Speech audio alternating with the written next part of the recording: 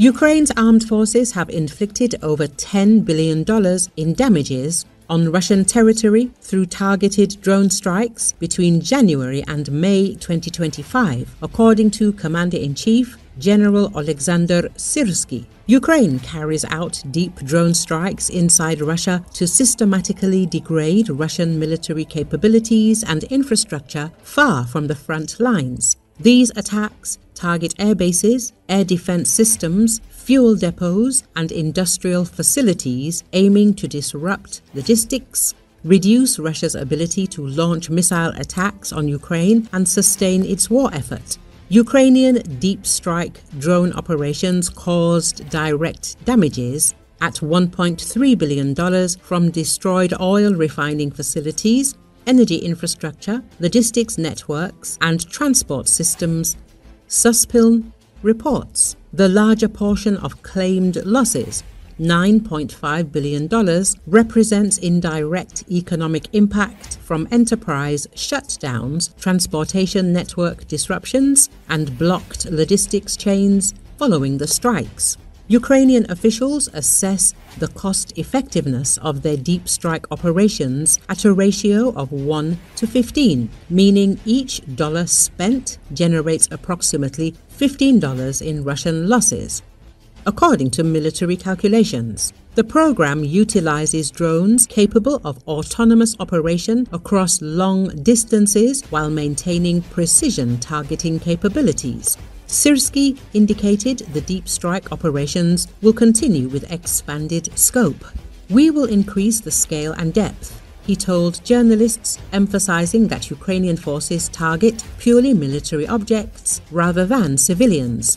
Syrskyi also acknowledged that while Ukraine maintains superiority in FPV drone quantities, Russia gained ground in fiber optic controlled drones, which are connected to their operators via cable. Unfortunately, they have an advantage here both in quantity and in the range of their application. Syrskyi stated, "We have examples where fiber optic drones fly distances up to 40 kilometers. We are currently catching up in this process."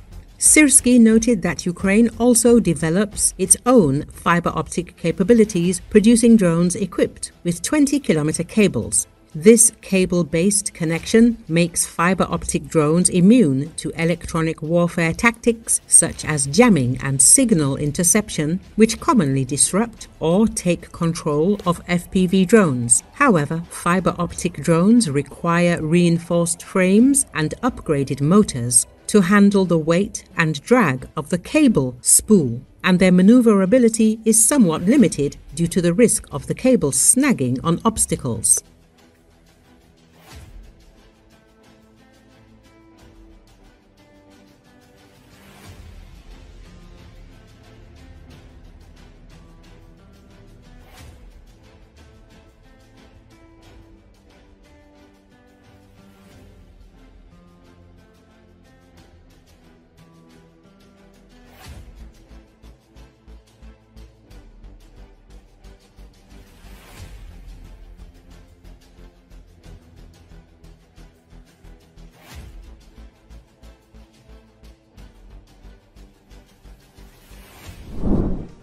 Russian officers are massively avoiding participation in combat operations in Ukraine.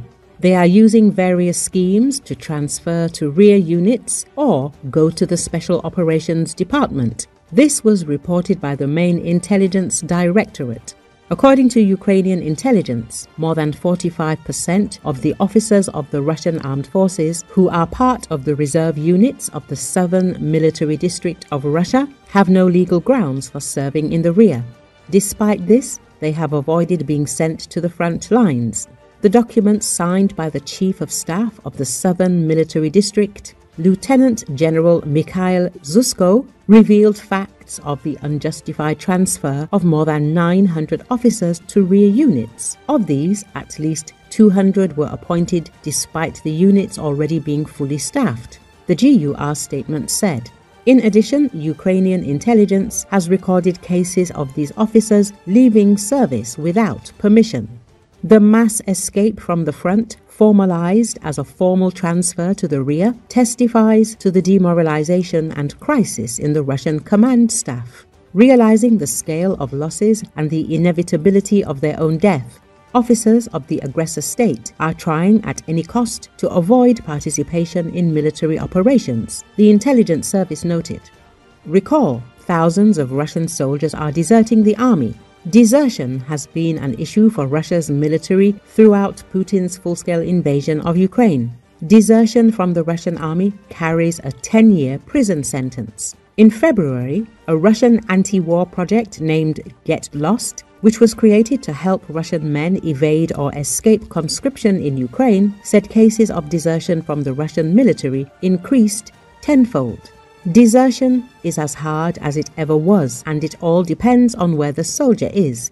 To leave the front, he must either be granted furlough or be sent to hospital, from where he'll leave for another country, legally or illegally. People are fully aware that there are criminal consequences, but that doesn't stop them. Some pretend they are one of the dead or injured. Some shoot themselves in the foot to get out to a hospital and then escape from there.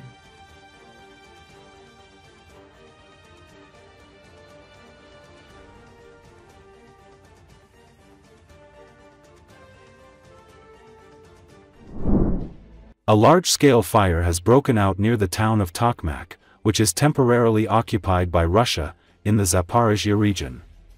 A Russian echelon with fuel is on fire, according to Petro Andriashenko, head of the Center for Occupation Studies. The enemy train could have been hit by the Ukrainian defense forces on the railroad section between the village of Levadin and Molokhansk.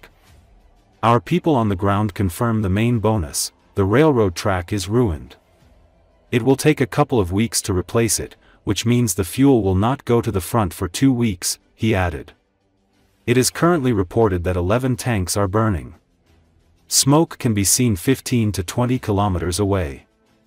As a bonus, it is specified that the railway line is heavily damaged.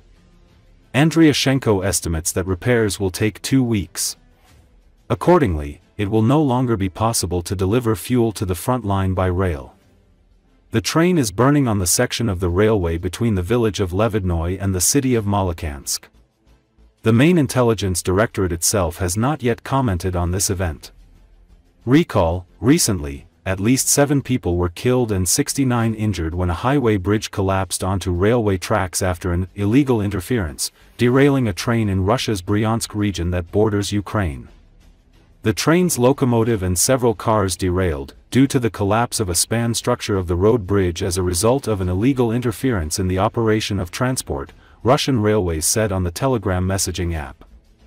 Oleksandr Bogomaz, the governor of the Bryansk region, said on Telegram that 44 people were hospitalized. 3 children were among those injured, with 1 in serious condition, he added. Russia's Ministry of Emergency Situations said on Telegram that efforts to find and rescue victims continued throughout the night, and that some 180 personnel were involved in the operation. Among those killed was the locomotive driver, Russia's state news agencies reported, citing medics.